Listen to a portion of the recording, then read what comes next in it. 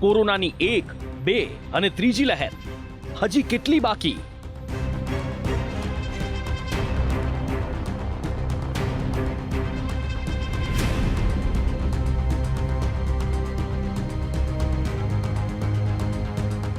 પહેલી લહેર સહેલી હતી, બીજીએ બરબાદ કરી નાખ્યા.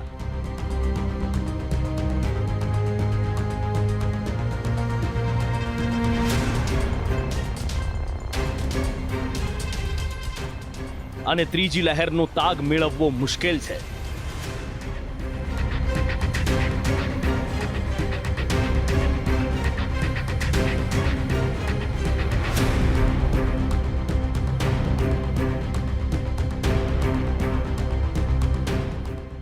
કોઈ કહે છે અમારે ત્યાં પૂરી થઈ ગઈ પીક.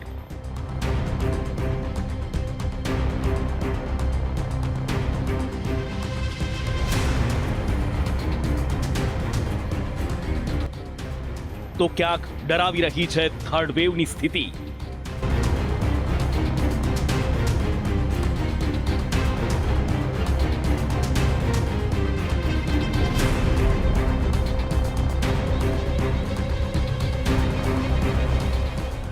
ફરી એ જ દર્દનાક સ્થિતિ તરફ આગળ વધતું ગુજરાત.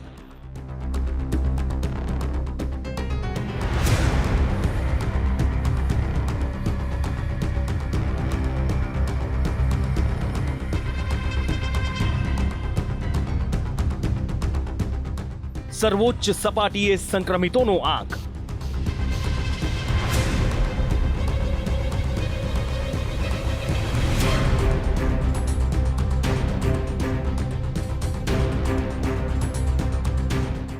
હોસ્પિટલ્સમાં પણ વધ્યો દર્દીઓનો ધસારો.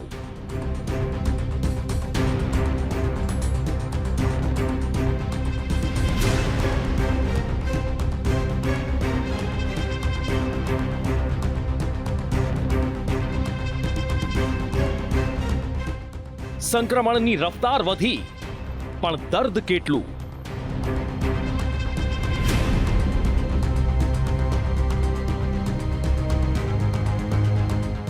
આપ વીતી.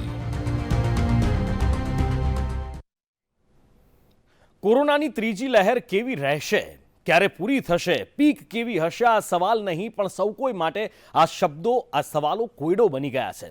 દિવસોની સાથે સાથે નિષ્ણાતોના દાવાઓ પણ બદલાઈ રહ્યા છે. કેટલાક દેશોમાં ઓમિક્રોન હાહાકાર મચાવી રહ્યો છે, તો કેટલાક દેશોમાં ઓમિક્રોનની વિદાય થઈ રહી છે. કોઈ ઓમિક્રોનને સામાન્ય ગણાવી રહ્યું છે, તો કોઈ ઓમિક્રોનને સામાન્ય ન ગણવાની ભૂલ કરવાની સલાહ આપી રહ્યું છે. ત્યારે કોરોનાનું આ રૂપ કેટલું ઘાતક છે, કેવું છે, તેની આપવીતીનો અંદાજો આજે આપના સુધી પહોંચાડવો છે. એક તરફ કોરોનાનું ઓમિક્રોન રૂપ દેશ સહિત દુનિયાભરમાં હાહાકાર મચાવી રહ્યું છે.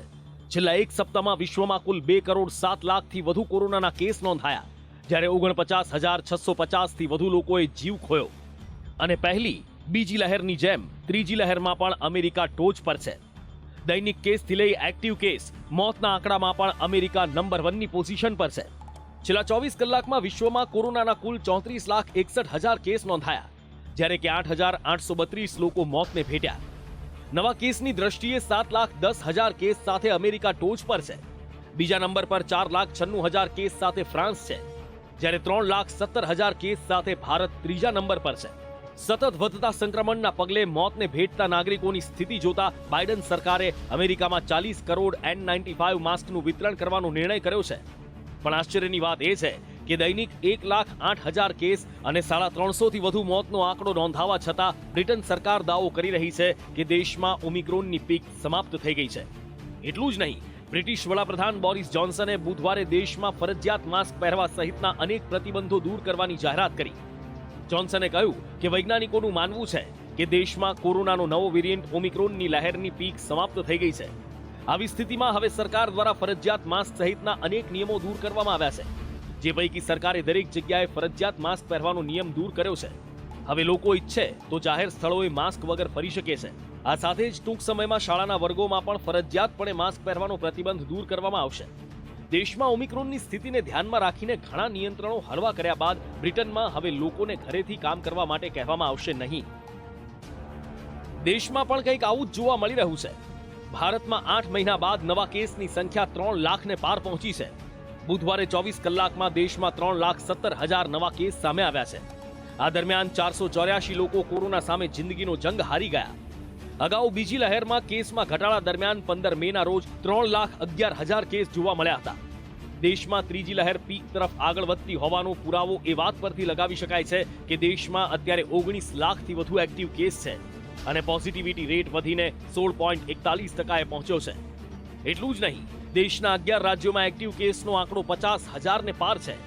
ત્યારે કોરોનાની ત્રીજી લહેરને લઈને કરાયેલા નવા સર્વેમાં આઈઆઈટી કાનપુરનું કહેવું છે કે દેશમાં દરરોજ 7 લાખથી વધુ કેસ નોંધાઈ શકે છે. સાથે જ એવો દાવો કરવામાં આવ્યો છે કે દિલ્હી અને મુંબઈમાં ત્રીજી લહેરની પીક પૂર્ણ થઈ ગઈ છે. આ તરફ ઉત્તર પ્રદેશ, કર્ણાટક, મહારાષ્ટ્રમાં ત્રીજી લહેરની પીક આવવાની બાકી છે. ઉત્તર પ્રદેશમાં 19 જાન્યુઆરી બાદ કોરોનાની પીક જોવા મળશે. तमिलनाडु, गुजरात, आंध्र प्रदेश में पण पीक आवવાની बाकी है. मॉडल और जब पैंडेमिक की नेचर होता है कि जितनी तेजी से अगर वो फैल रहा है तो इसका मतलब बड़ी तेजी से जनसंख्या में इन्फेक्शन हो रहा है. और इसका दूसरा अर्थ ये भी है कि ऐसे व्यक्ति जो कि इन्फेक्टेड नहीं हैं उनकी संख्या बड़ी तेज़ी से कम होती जा रही है. और ये तेज़ी से संख्या कम होकर इतनी कम छोटी हो जाती है कि उसके बाद संक्रमण को फैलने के लिए लोग ही नहीं मिलते और इसलिए उसकी संख्या बड़ी तेज़ी से फिर गिरती. आईआईटी कानपुरना प्रोफेसर सहित देश दुनियाना मोटा भागना तज्ञोનું કહેવું છે કે ઓમિક્રોન એ હળવો છે. પરંતુ ગુજરાત ટાસ્ક ફોર્સના સભ્ય ડોક્ટર સુધીર શાહનું કહેવું છે કે ઓમિક્રોનને સામાન્ય ફ્લૂ સમજવાની ભૂલ ન કરવી જોઈએ. કેમ કે હાલ ગુજરાતમાં નવા નોંધાતા કેસમાં 65 થી 70% કેસ ઓમિક્રોનના નોંધાઈ રહ્યા છે. પરંતુ સાથે જ 30 થી 35% કેસમાં ડેલ્ટા સહિતના વેરિયન્ટ પણ જોવા મળે છે. લોકો આને સામાન્ય ફ્લૂ સમજવાની ભૂલ ન કરે એ અમારે ખાસ કહેવું છે આપને. અત્યારે આપને ખ્યાલ છે એમ નવો જે વેરિયન્ટ ઓમિક્રોન એ એન્ટર થઈ ગયો છે. સાથે સાથે ડેલ્ટાના કેસીસ પણ એટલા છે જ. લગભગ 60 થી 68% કેસો ઓમિક્રોનના છે, બાકીના ડેલ્ટા તથા બીજા વેરિયન્ટના છે. ડેલ્ટાની સાથે ઓમિક્રોનનું સંક્રમણ અને કોરોના મહામારીનો અત્યાર સુધીનો સર્વોચ્ચ રેકોર્ડ બનાવતા આંકડા ગુજરાતને ફરી બીજી લહેર જેવા એ દર્દનાક દિવસો તરફ આગળ લઈ જતું હોવાના સંકેત આપી રહ્યા છે. છેલ્લા 2 દિવસમાં સતત દૈનિક કેસનો ગ્રાફ નવા રેકોર્ડ બનાવી રહ્યું છે. છેલ્લા 2 દિવસમાં રાજ્યમાં 45,440 કેસ નોંધાયા, જ્યારે 25 લોકોનો કોરોના જીવ લઈ ગયો. 20 જાન્યુઆરીએ કોરોનાના સર્વાધિક 24,485 કેસ નોંધાયા, જ્યારે 19 જાન્યુઆરીએ 20,955 કેસ નોંધાયા હતા. 20 જાન્યુઆરીએ 13 દર્દીઓના મૃત્યુ થયા હતા, જ્યારે 19 જાન્યુઆરીએ 12 દર્દીઓના મૃત્યુ થયા હતા. કેસની સાથે રાજ્યમાં મૃત્યુનો આંકડો પણ ધીરે ધીરે વધી રહ્યો છે. સાથે જ સરકારની કોવિડ ટાસ્ક ફોર્સના સભ્ય અને રાજ્યના ચેપી રોગના નિષ્ણાત ડોક્ટર અતુલ પટેલનું કહેવું છે કે કેસ વધશે તેમ હોસ્પિટલાઇઝેશન પણ વધશે.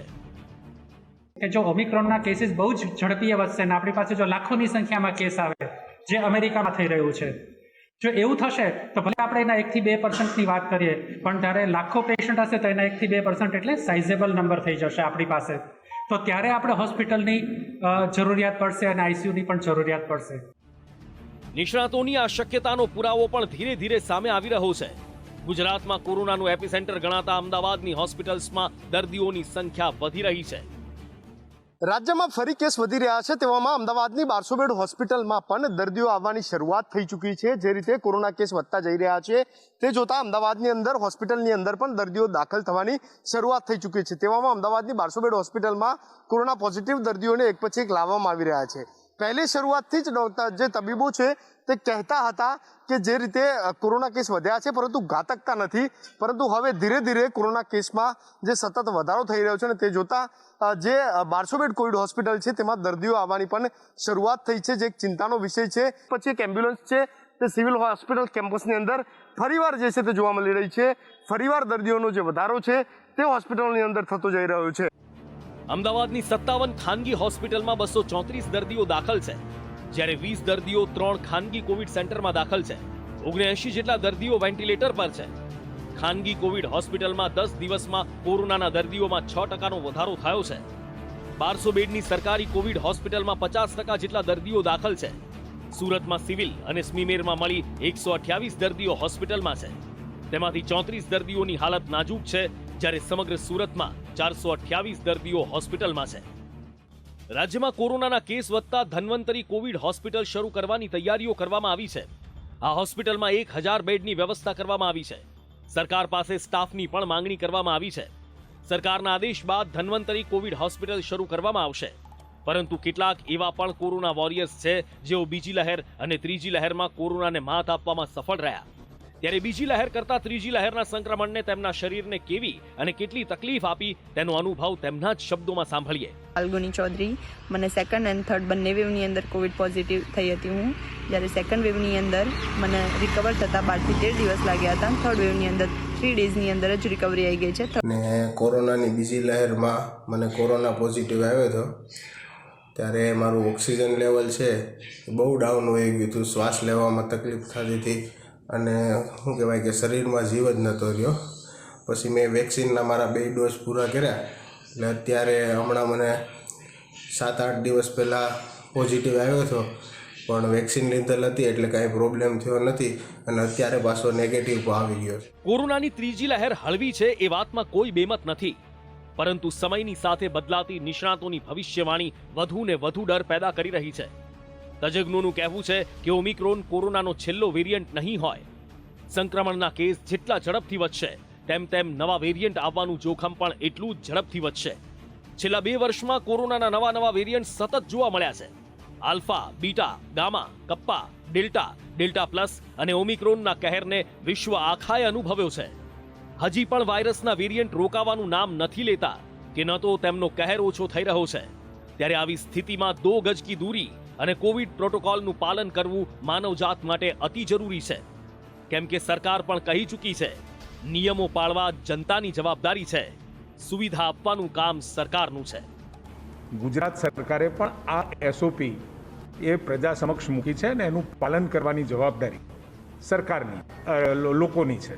અને સરકારે આ જે દર્દીઓ હોય એમને વધુમાં વધુ ઉત્કૃષ્ટ સેવાઓ કેવી રીતે આપી શકાય એની ચિંતા કરવાની હોય. બીજી લહેર જેવી ભયાનકતા જો ન જોવી હોય તો હજી પણ ચેતી જવાનો સમય છે. કેમ કે હોસ્પિટલ બહાર એમ્બ્યુલન્સની લાઈનો, હોસ્પિટલની અંદર ભરાતા ખાટલા અને સાથે જ સરકાર દ્વારા કરવામાં આવતી તૈયારી, આ દ્રશ્યો એ વાતનો પુરાવો આપે છે કે કોવિડ ગાઈડલાઈનનું પાલન ન કર્યું, ભીડ ભેગી કરી તો કોરોના કોઈનો સગો નહીં થાય. બ્યુરો રિપોર્ટ, સંદેશ ન્યૂઝ.